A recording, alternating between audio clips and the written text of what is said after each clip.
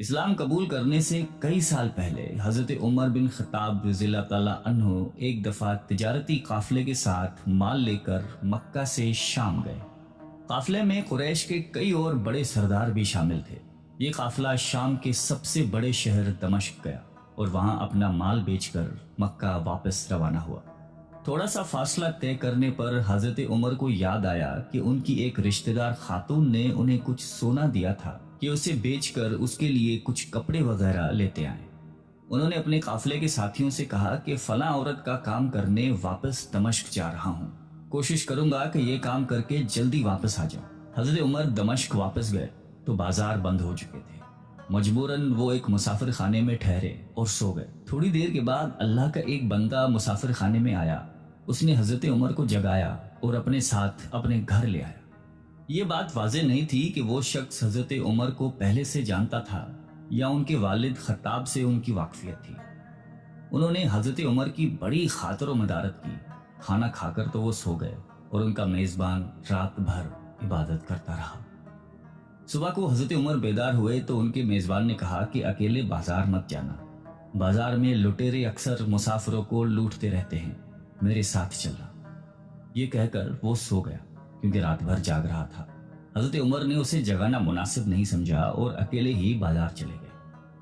ابھی بازار کھلا بھی نہیں تھا، وہ بازار کھلنے کا انتظار کرنے لگے۔ کچھ دیر کے بعد ایک عیسائی پادری اپنے نوکروں کے ساتھ آیا اور حضرت عمر کی طرف اشارہ کر کے اپنے نوکروں کو حکم دیا کہ اس شخص کو پکڑ لو، یہ گرجے کا کام بہت اچھی طرح سے کر لے گا۔ اس زمانے میں حضرت عمر بڑے تنومند پہلوان تھے۔ پادری کے نوکروں نے اس کو پکڑ لیا اور ایک پرانے گرجے میں لے گئے۔ پادری نے اس کو ایک ہتھوڑا دیا اور اس کو گرجے کی ایک دیوار توڑنے پر لگا دیا۔ ایسا معلوم ہوتا تھا کہ وہ اس جگہ پر ایک نیا گرجا بنوانا چاہتا تھا۔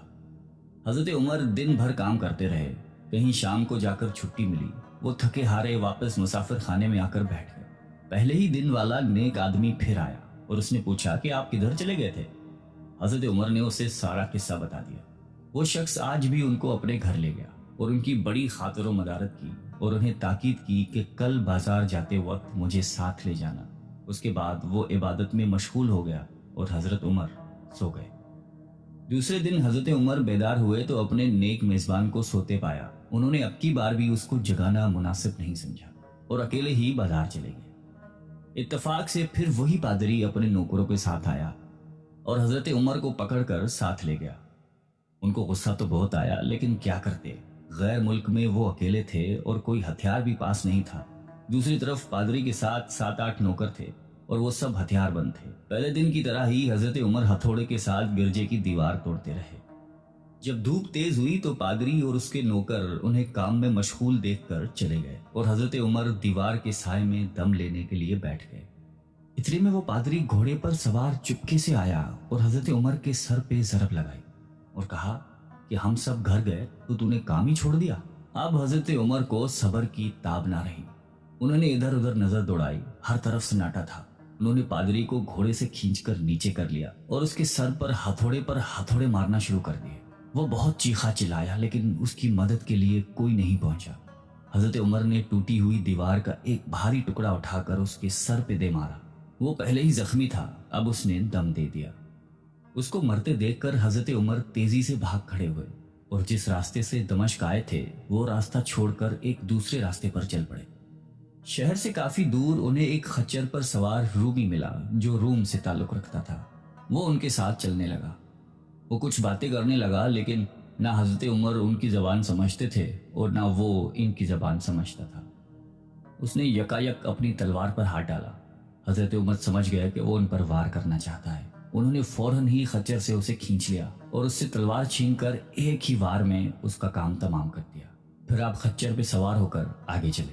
اس کے بعد کیا ہوا اس کا حال خود حضرت عمر نے اس طرح بیان کیا ہے کہ اس جگہ سے روانہ ہو کر میں ایک گرجے پہنچا۔ یہاں عیسائیوں کی ایک جماعت رہتی تھی۔ میں گرجے کے اندر داخل ہوا تو گرجے میں رہنے والے سب لوگ میرے ارد گرد جمع ہو گئے اور مجھ سے میرے حالات کے بارے میں پوچھنے لگے۔ پھر وہ اپنے پادری کے پاس مجھے لے گئے۔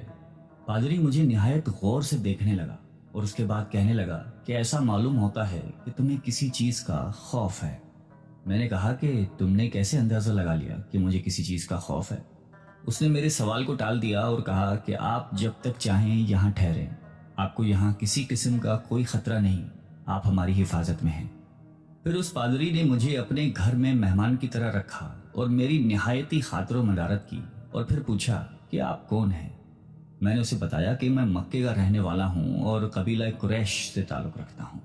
تجارتی قافلے کے ساتھ شام آیا تھا۔ تجارت کا مال بیچنے کے بعد ایک ضروری کام کے لیے مجھے اپنے قافلے سے جدا ہو کر واپس دمشق جانا پڑا۔ اب میں اپنے وطن واپس جا رہا ہوں اور راستہ بھٹک کر یہاں آ نکلا ہوں۔ پادری مجھے غور سے دیکھتا رہا اور بار بار طرح طرح کے سوال کرتا رہا۔ میں نے ان کے یہاں نہایتی آرام سے رات بسر کی۔ صبح کو آپ نے پوچھا کہ آپ کا ارادہ یہاں ٹھہرنے کا ہے یا آگے جانے کا۔ میں نے کہا کہ اب میں آپ سے رخصت ہونا چاہوں گا۔ یہ سن کر پادری نے اپنا ایک شاندار گدھا جو بڑا خوبصورت اور نہایتی تیز رفتار تھا لے آیا۔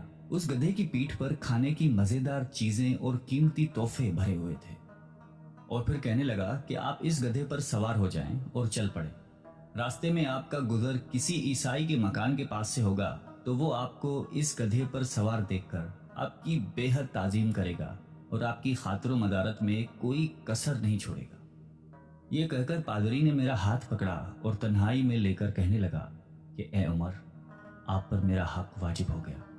میں نے کہا بے شک۔ اس نے کہا آپ کا تعلق ایک معزز قوم سے ہے، میری آپ سے ایک غرض ہے۔ میں نے کہا کہ آپ بیان کر لیں، لیکن حیرت کی بات ہے کہ آپ جیسا بڑا آدمی مجھ جیسے پریشان حال مسافر سے کوئی غرض رکھتا۔ اس نے بڑے یقین بھرے لہجے میں کہا کہ سنیں، میں ایک ایسا آدمی ہوں جس سے اللہ نے آسمانی کتابوں کا علم عطا کیا ہے۔ میں نے آپ کی ذات میں بہت سی ایسی نشانیاں دیکھی ہیں جو یہ ظاہر کرتی ہیں کہ جب ایک مقررہ مدت پوری ہو جائے گی تو حالات میں زبردست تبدیلی آئے گی۔ اس وقت آپ ہمارے ملک کے حاکم بن جائیں گے اور یہاں کے سب شہروں میں آپ ہی کا حکم چلے گا۔ اس کے بعد پادری نے اپنی جیب سے دوات، قلم اور کاغذ نکال کر کہا کہ میری غرض یہ ہے کہ آپ اس کاغذ پر لکھ دیں کہ اس گرجے اور اس کی جائیداد پر کسی قسم کا کوئی موصول لاگو نہیں کیا جائے گا۔ میں نے حیران ہو کر پادری سے کہا کہ آپ مجھ سے مذاق تو نہیں کر رہے؟ اس نے کہا کہ قسم ہے اس ذات کی جس نے عیسیٰ علیہ السلام پر انجیل نازل فرمائی، میں جو کچھ کہہ رہا ہوں وہ بالکل سچ ہے۔ آپ مہربانی کریں اور میری درخواست قبول فرمائیں۔ میں نے پادری کی باتوں کو اس کا وہم سمجھا اور جیسے اس نے کہا میں نے اسی طرح کاغذ پہ اسے لکھ کر دے دیا۔ اس کے بعد گدھے پر سوار ہو کر چل پڑا۔ راستے میں مجھے کئی جگہ پر عیسائیوں کی جماعتیں ملی۔ انہوں نے مجھے ایک پادری کے گدھے پر سوار دیکھ کر میری بڑی خاطر و مدارت کی۔ میں اس طرح جگہ جگہ عیسائیوں کا مہمان بنتا تبوک تک پہنچ گیا۔ اللہ کی شان، جس تجارتی قافلے کے ساتھ میں گیا تھا وہ کافی دیر میرا انتظار کرنے کے بعد اسی جگہ سے چل پڑا تھا جہاں میں نے اسے چھوڑا تھا، اور اب تبوک میں ایک کنویں کے قریب ڈیرا ڈالے ہوئے تھے۔ قافلے والے میرے ساتھی مجھے دیکھ کر میری طرف دوڑ پڑے اور مجھ سے مل کر بہت خوش ہوئے اور کہنے لگے کہ ابن خطاب، ہم لوگ تمہارا انتظار کرتے کرتے بالکل مایوس ہو گئے تو ہم نے اس مقام کو کوچ کر دیا جہاں سے تم واپس دمشق گئے تھے، مگر تمہارے بارے میں ہم سخت پریشان تھے۔ یہ تو بتاؤ کہ اتنے دن تم کہاں رہے؟ میں نے وہ تمام حالات بیان کیے جو مجھے پیش آئے، لیکن پادری سے جو میری گفتگو تنہائی میں ہوئی وہ بالکل ظاہر نہیں کی، کیونکہ میں پادری کی اس باتوں کو اس کا وہم سمجھتا تھا اور اس کے عقیدے کی کمزوری سمجھتا تھا۔ قریش کے ایک سردار ابو سفیان بھی اس قافلے میں شامل تھے۔ انہوں نے مجھے اس شاندار گدھے پر سوار دیکھ کر کہا، ارے تم لوگ اس نوجوان کی اقبال مندی تو دیکھو، اسے کسی ایسے میدان میں چھوڑ دیا جائے جہاں نہ پانی ہو نہ سبزہ، پھر بھی اسے رزق مل جائے گا۔ پادری نے رخصت کرتے وقت مجھ سے کہا تھا کہ جب میں اپنے ساتھیوں کے پاس پہنچ جاؤں اور گدھے کی ضرورت نہ رہے تو اس کی رسی کو مضبوطی سے باندھ کر گدھے کو اسی جگہ پر چھوڑ دو، لہٰذا میں نے ایسا ہی کیا۔ یہ دیکھ کر ابو سفیان نے کہا کہ ارے تم نے کیا کر دیا؟ گدھے کو اسی جگہ پہ چھوڑ دیا جہاں پہ چور چکے اور درندے اکثر گزرتے رہتے ہیں؟ میں نے کہا اس کے مالک نے مجھے ایسا ہی کرنے کی ہدایت کی تھی، وہ اس کی عادتوں سے زیادہ واقف ہے۔ اب وہ جگہ گدھے والا کنواں کے نام سے مشہور ہے۔ وہاں سے روانہ ہو کر ہمارا قافلہ مکہ پہنچا۔ میری اور پادری کے درمیان جو گفتگو ہوئی تھی وہ مجھے بھلائے نہ بھولتی تھی۔ پہلے تو کئی دن تک میں نے اسے اپنے دل میں ہی رکھا، پھر مجھ سے ضبط نہیں ہوا اور یہ راز میں نے اپنے رشتہ دار خاتون کے سامنے ظاہر کیا جس نے مجھے سونا دیا تھا۔ وہ بڑی عقلمند خاتون تھی. اس نے مجھ سے کہا کہ اے ابن خطاب، میں تمہارے بچپن ہی سے تم میں اچھی نشانیاں دیکھ رہی ہوں. جب تم بہت چھوٹے بچے تھے تو میں نے ایک دفعہ خواب میں دیکھا کہ تم لمبے ہوتے جا رہے ہو اور تمہارا قد اتنا لمبا ہو گیا ہے کہ اس نے آسمان کو چھو لیا ہے. یہ دیکھ کر میں نے خواب میں کہا کہ ارے یہ میرے بچے کی کیا حالت ہو گئی ہے. کسی نے کہا کہ یہ لڑکا دنیا اور آخرت میں بھلائی پانے والا بنے گا. جاہلیت کے زمانے میں اس قسم کی باتوں کا مطلب میرے سمجھ میں نہیں آتا تھا.